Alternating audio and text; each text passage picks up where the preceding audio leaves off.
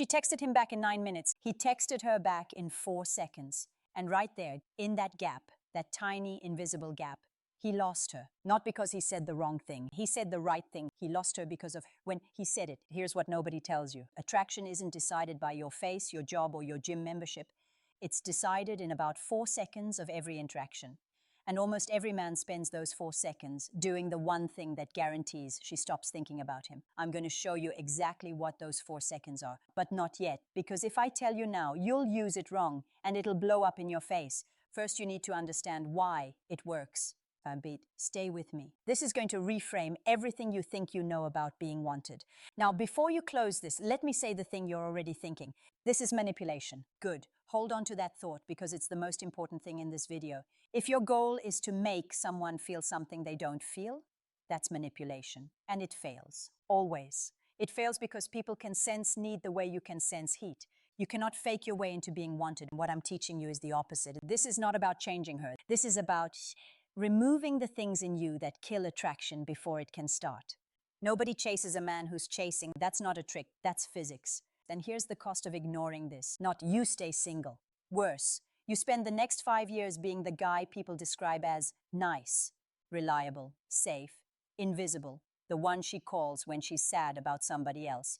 That's the real price, and most men pay it without ever knowing they're paying. So here's what we're doing. 5 shifts. Not tricks and shifts. And one of them, the fourth one, is going to sound completely backwards until I explain it. Let's start where every man gets it wrong. He tries to change his behavior before he changes his state. Picture this. A guy walks into a bar. Decent looking, decent job, well dressed. He spots her across the room. And in that second, before he said one word, his entire nervous system reorganizes itself around her. His breathing changes. His posture tightens. His attention narrows. She hasn't even looked at him yet. And he's already lost. Remember him. We're coming back to him. Because what happened to that guy at the end of the night is the whole lesson. Here's the mechanism. Human beings are enormously good at reading need. Not confidence, need. It leaks out in micro behavior you don't control. How fast you answer, how long you hold a smile, how quickly you fill a silence. Whether you check her face after you say something to see if she liked it. That last one. That's the tell. That's the one every man does and no man notices. The Stoics had a word for the fix, and it wasn't confidence, it was self-sufficiency. The state of being complete before anyone arrives. Marcus Aurelius wrote about desire in a way that still hits harder than anything on the internet, and I'll give you that exact line later in this video, because you'll need the rest of this first to understand it. So what does this look like in practice? It looks boring, honestly. It looks like having a Tuesday night that's already full. It looks like a body you train because you like the discipline, not because you're auditioning. It looks like not needing the outcome. And here's the strange part. When you don't need the outcome, your timing fixes itself. Your voice slows down. You stop over-explaining. You stop checking her face. All of it corrects automatically because the leak is gone. Quick question for you, and I want you to actually answer it in your head. When was the last time you were around someone attractive and didn't adjust yourself even slightly? If you can't remember, this video is going to be worth your 15 minutes. If that question made you a little uncomfortable, hit like right now. Not for me. It genuinely tells YouTube to push this to guys who need to hear that same question, and there are a lot of them. Okay. Shift 2. And this one's where most advice on the internet gets it half right. You've heard be mysterious. That advice is broken, and here's why. Mystery without warmth is just coldness. And coldness doesn't create attraction. It creates nothing. She feels nothing, and nothing is the one emotion you can't come back from. What actually works is contrast warmth, then space. Attention, then absence. Full presence, then a genuine return to your own life. Not because you're playing a game, because that's what an actual full life looks like from the outside. Here's the mechanism, and this is where it gets interesting. When attention arrives on a predictable schedule, the brain stops registering it. It becomes background noise, like the hum of an air conditioner. You only notice it when it stops. But when attention is genuine, warm, and not guaranteed, every instance of it carries weight. Every message lands. This is why the man who texts every morning at 8 a.m. becomes furniture, and the man who disappears into his work for 2 days and then shows up completely present becomes a thought she can't put down.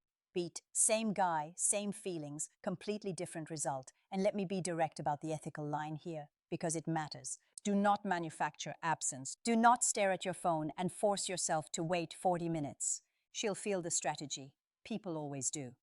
Build a life that genuinely occupies you, and the absence takes care of itself. Now, Remember that thing I said about 4 seconds? Beat.